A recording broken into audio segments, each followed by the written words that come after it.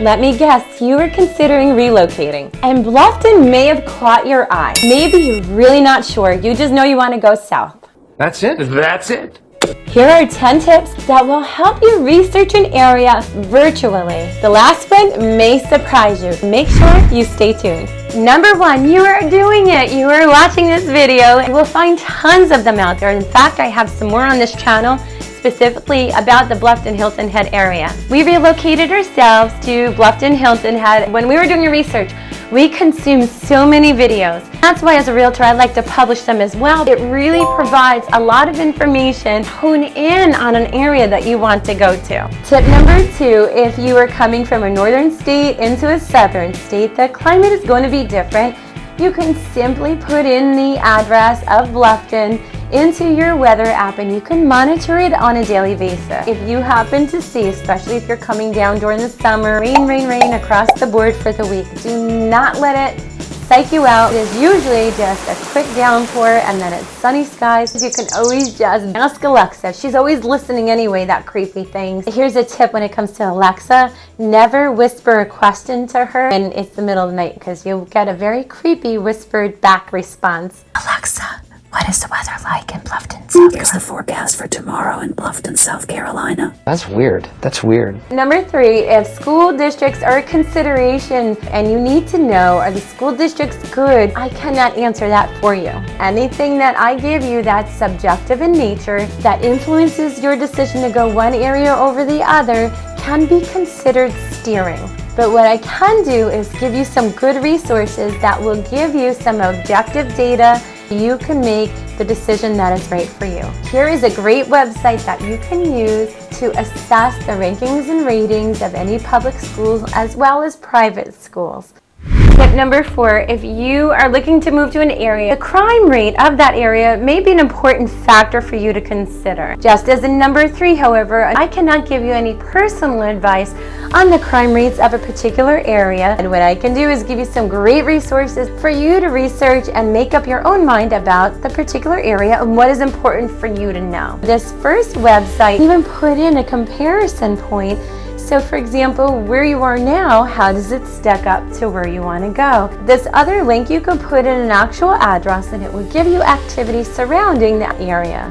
I will put both of these in the description box below. Number 5, another important consideration to determine how much the taxes are in a particular area, including property taxes and school taxes. When you're looking at a resale property, you can find out what the prior owner is paying in taxes. However, your tax amount can in fact change. I would caution you about using that for your tax amount, but you can just use it as another data point when you're assessing what the rates look like in the area. This other tool is actually on the Beaufort government website, which might be a better indicator for you. You can put in the area that you're looking to go to, your tax status. Will you be a primary resident or secondary resident? A primary residence pays less tax than a secondary resident. The secondary residents also pick up a larger portion of the tax burden of the school system. So if you were thinking about buying a property to rent it out, you'll definitely want to take that into account. Make sure that it still makes sense for you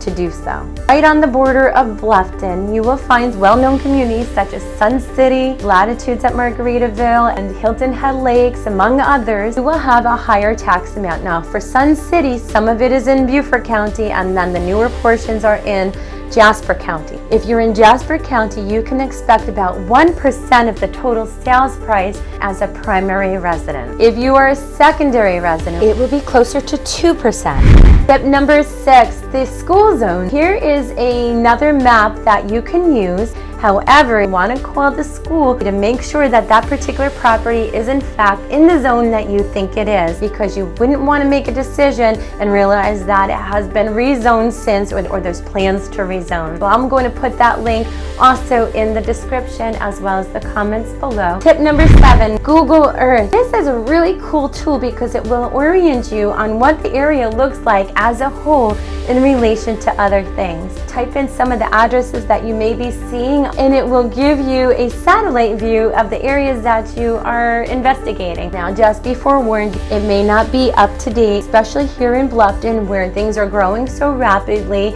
A lot of the development you may see is in older stages on Google Earth. Tip number 8, I am sure you're familiar with Zillow, Realtor.com. They have such a user-friendly interface. It makes it so easy to search for properties high level. However, if you're really getting to that point where you want very accurate data, I would suggest allowing a realtor to give you MLS feeds so you have the latest and greatest. One of the shortcomings of Zillow, for example, are the well-known estimates. And these estimates can be wildly off because they don't know the local market and the nuances of it. Another thing to be aware of is that Zillow will only bring over certain information, but we have access to that back end. So we always have the latest and greatest and all of the information that would be critical for you to know.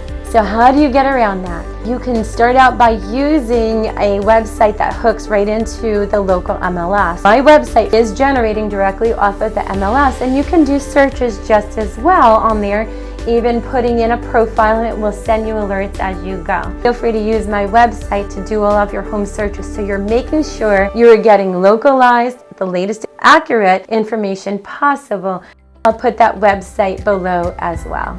Number 9, a mortgage calculator is so handy, especially once you get all of those assumptions, estimated price of what you want to pay for a house, your tax amount, your HOAs, which you can get from your MLS listings, have your insurance, interest rates, what kind of loan for how long, down payment, and you can run various scenarios to get your payments where you want them to be. So play around with this calculator. I have one on my website, also plenty of them out there. It will help you determine what your monthly budget will be, and then ultimately to back into what you want to pay for a home and in what area. Last but not least, number 10, drum roll please. You may not realize this, but you can enlist the help of a realtor no matter what stage in the process you are. Now you may be thinking, I don't want to bother anybody because it's so far off in the distance, or you may be concerned you're going to get calls from a high-pressured salesperson. It's about creating that rapport and that relationship and helping you through that process, get you ultimately where you want to go. It may end up being the Bluffton, Hilton Head area. I've also had people decide on other areas, and that's okay too. This is all part of the process. If you are between certain areas, it's still okay to reach out to a realtor, and that realtor has know other people that they know, like, and trust, that they can get you into good hands to help you explore that area in addition to the one that they serve.